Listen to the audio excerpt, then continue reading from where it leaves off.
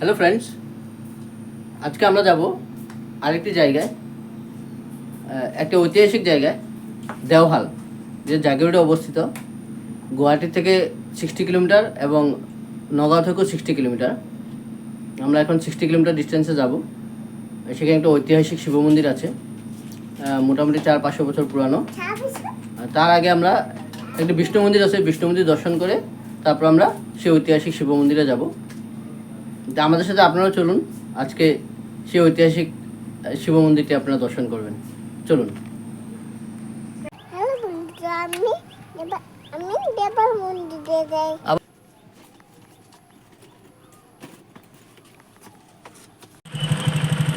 High. High করো।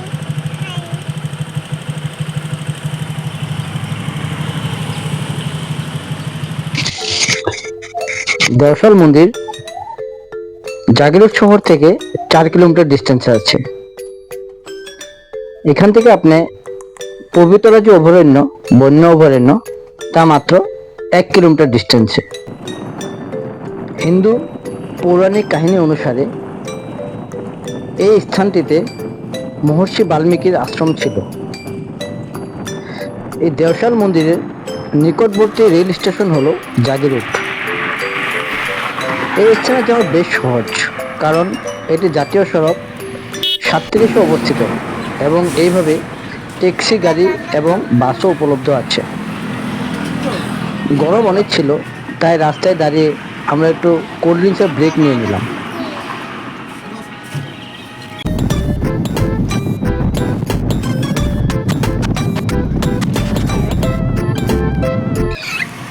বিষ্ণু মন্দিরের পাশে একটি মার্কেট রয়েছে। এই মার্কেট থেকে আপনি মন্দিরে যাওয়ার জন্য প্রসাদ আদি সব কিছু কিনে নিতে পারবেন। এই সেই বিষ্ণু মন্দির, যার কথা আপনাদেরকে বলেছিলাম। অনেক সুন্দর মন্দিরটি, দেখুন।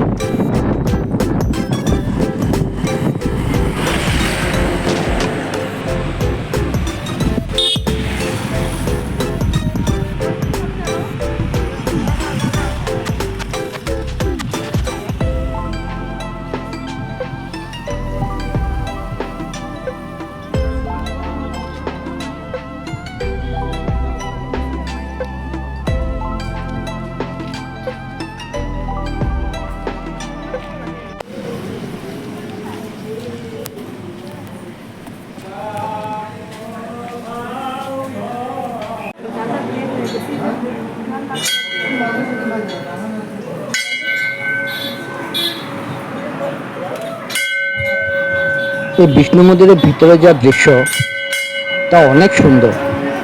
আপনাদেরকে ঠিক দেখাতে পারছি কিনা আমি জানি না, কিন্তু যখন আমি ওখানে উপস্থিত ছিলাম তখন দেখতে পেলাম ভিতরের দৃশ্যটি অনেক সুন্দর। খুব ভালো লাগা একটি দৃশ্য।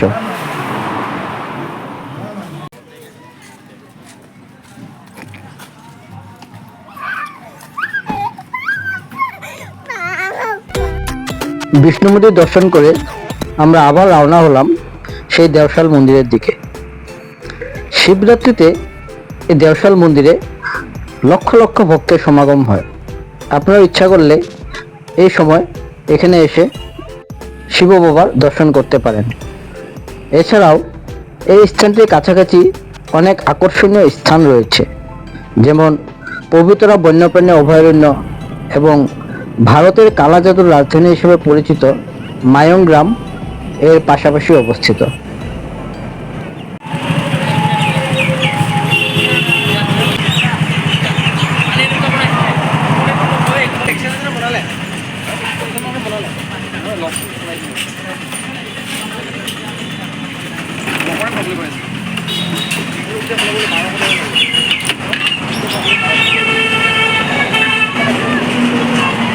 আমরা পৌঁছে গেলাম এখন দেওশাল মন্দির।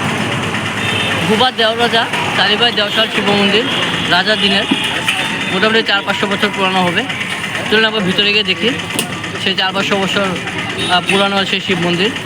ভব্যতা অনেক, তার সৌন্দর্য অনেক। চলুন।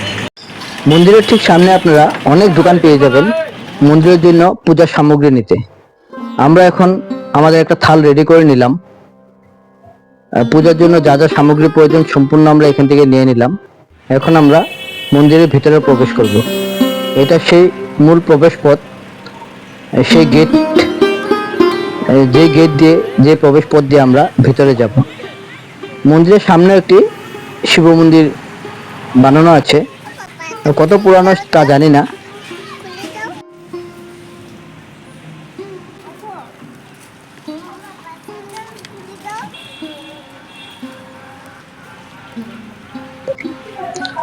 এই সেই মূল মন্দির,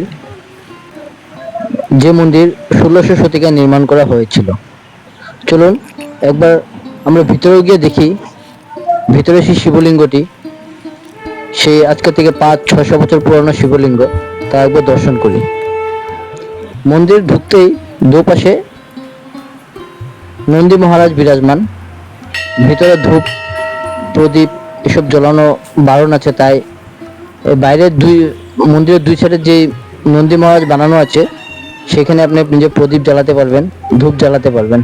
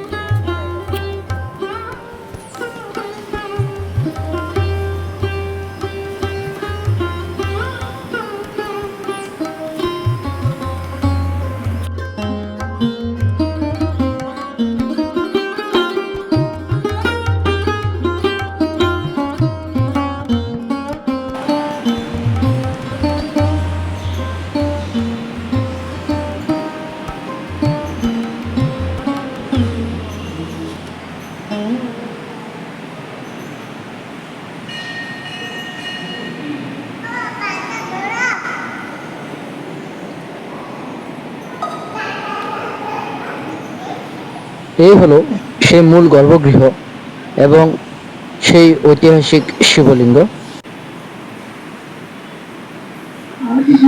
আপনি যদি মন্দিরের ধর্মীয় দিক সম্পর্কে আগ্রহী হন বা মেলায় অংশ নিতে চান, তবে শিবরাত্রির সময় মরিগাঁওয়ের এই দেওশাল মন্দির দেখার সবচেয়ে সেরা সময়।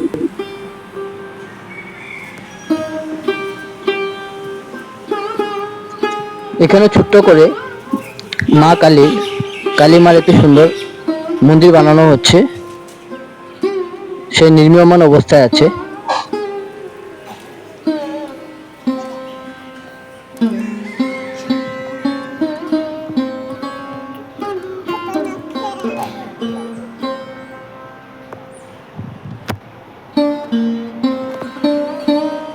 যাও যাও।